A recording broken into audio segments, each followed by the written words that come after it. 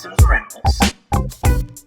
Hey YouTube, Dawson Writer here. In today's video, I'm kind of doing a similar type of video I've done, I think for Zenkaiger, and I think I did it for Dawn Brothers. I don't know whether I did it for Kingoger, but it's kind of a why you should watch video. And this is kind of a little bit different. It's like why you should watch and give BoonBoomger a chance, because I still see a lot of people unwilling to give BoonBoomger a chance. Now, everybody has their own right to watch and not watch whatever they want, their own taste. You know, sometimes there's certain things that people don't like that will just put them off, and it just makes them not want to watch things, and that's totally fair. But I see a lot of people very superficially judging BoonBoomger, and don't get me wrong, I totally understand it. There's so much about Toku I feel like I always see from both sides as someone who's like, watch Toku, like I can see why it seems cool to Toku people, but then I can see why to other people I'm like, yeah, that's weird. It's weird. Yeah, the BoonBoomgers, I mean, it's a big honkin' tire on their face. I totally get why it puts people off. They personally grew on me a little bit. I mean, I've kind of dig them now, but I totally understand it. But I have a hard time understanding people being unwilling to even just watch one episode based solely on the appearance, you know, and the opinions on suit designs in Toku always are fascinating to me, because especially when it comes to the conversation of Sentai versus PR, because people will get on their purist seats. I don't know what a purist seat is, but they'll get on their high horse about like, no one can match the geniuses at Toei when they have Power Rangers designs, but then the designs come out from Sentai and they tear them down. And it's all just a matter of taste, and I just find it funny. I think it's just an excuse to be a Sentai purist, to be honest. And you know, there are certain designs I don't like. I hate those ugly amalgam forms that Ryder always does, but it never stops me from watching it. Funny thing is whenever people praise how amazing Sentai is and Ryder is at designs compared to PR, I always think of those fugly designs that look like an out-of-control tumor.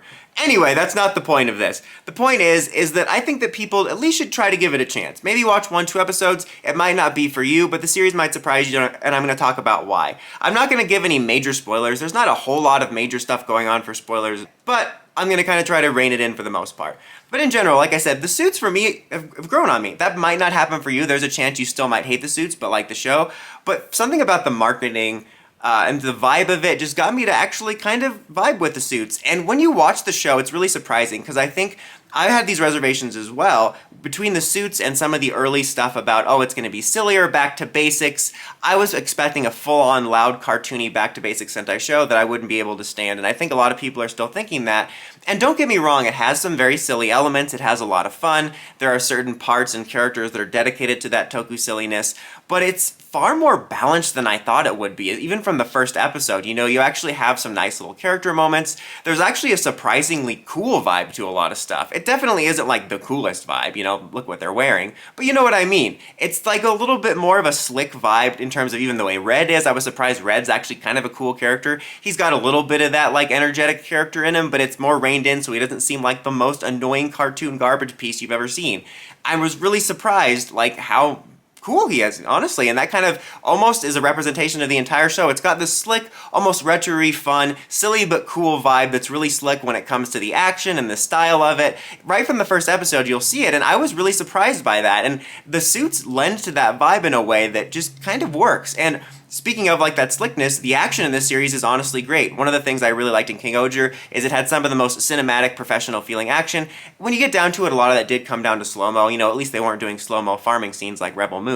But still, I think they continued that with making the scenes feel even more professional than most Sentai series. But these ones are even more intricate and memorable, and they can't reach some of the heights they do in the first episodes, but almost every episode has a pretty memorable fight that includes more than just slow-mo, as well as creative use of like the tires on them, which can be used for combat. It's honestly really surprisingly fun and engaging to watch. Even the mecha fights as well. You have some sort of Zenkaiger-esque elements where you have a unique way of taking down an enemy, but in general, they're pretty fun fights to watch, and they're kind of more grounded back in that classic setting. You don't have the Dawn Brothers virtual reality world. You don't have the, you know, Kingoger castle world. I don't know why it's called castle world. Anyway, but you know what I mean. Really fun and slick fights, which are surprisingly good. Also, it's not the most serialized. Like, it's not as engaged story-wise as Kingoger, but there is some interesting story stuff going on. There's a unique reason why the BoonBoomgers exist and a unique setup to a lot of the stuff, because that was one of the fears, is it's back to basics, and in some ways it is back to basics. It definitely has a classic Sentai feel to it, but I'll say on a personal level, even though I would love to see Sentai and Ryder push it and be more innovative, because it's like, my god, how can you go so long and be so stale?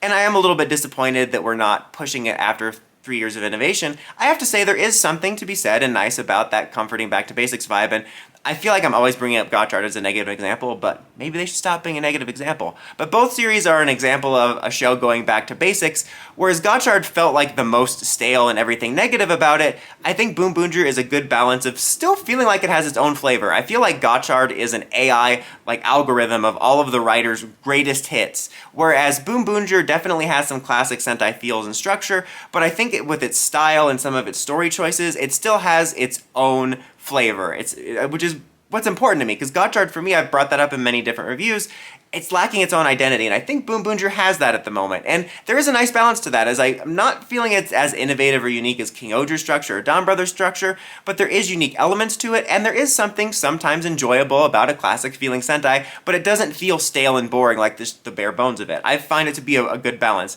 Don't get me wrong, still would love to see them innovate in the future, but I think that balance is really well paced. And the characters are honestly all great, with the exception of the Black Ranger, who I'm not a personal fan of. I think they've all been pretty great so far, and you have ones that are more on, but I think they mostly do a pretty good job of balancing some of those more fun elements with them feeling like actual human beings, which is sometimes my concern with some of the more silly over-the-top series, is they delve into this cartoon territory where they don't feel like actual human beings, and I like that they've actually managed to find a balance with that. I also wanted to give them props. We're on episode 10 about when this is coming out. If you watch those episodes, I think it's decently well paced. Still, for my taste, things could be a little bit more spread out, especially when you have almost too many episodes, but compared to both other Rider and Sentai series from recent years, I think they had a pretty solid pace of introducing the Rangers, introducing the forms, especially the forms. Like, we didn't back to back to back it. We had this nice little pacing of introducing the new mecha forms. It wasn't like it was always a huge storyline, but there was always a little bit of build up to it, and I was really pleasantly surprised about how,